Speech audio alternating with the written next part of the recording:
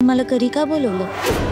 नाही म्हणजे जर ते मला बायकोच मानत नाहीत, त्यांना मी त्यांच्या आयुष्यातच काय डोळ्यासमोर पण नकोय, तर ते मला घरी का घेऊन जातात?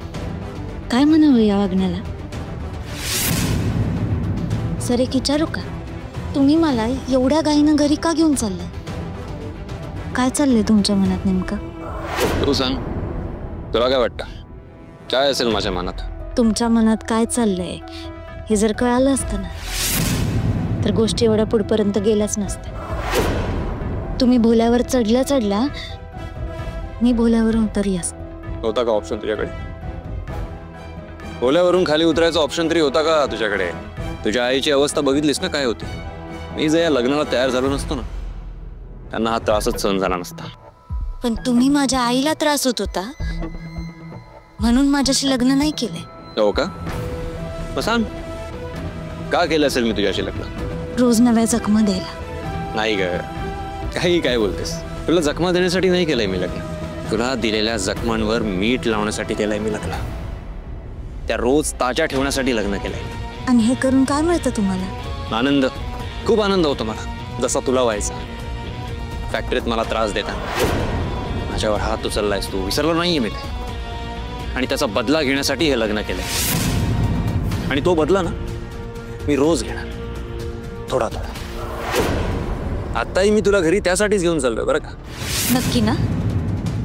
नाही म्हणजे असं तर नाहीये ना की तुम्हाला भीती होती की तुम्ही माझ्याशी जसं वागताय ते मी माझ्या घरच्यांना सांगाय आणि म्हणून तुम्ही मला घरी परत घेऊन चाललाय. आणि मग तुमच्या मनात जे आहे तसं काय होणार नाही हे असंच काहीतरी वाटत होतं ना तुम्हाला, म्हणून असं लगेच घरी घेऊन चाललायत ना मला.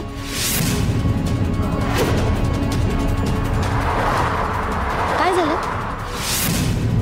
तुमच्या मनातलं काय आलं का मला? सांगा ना, मी सगळ्यांना सगळं सांगीन याची भीती होती ना तुम्हाला?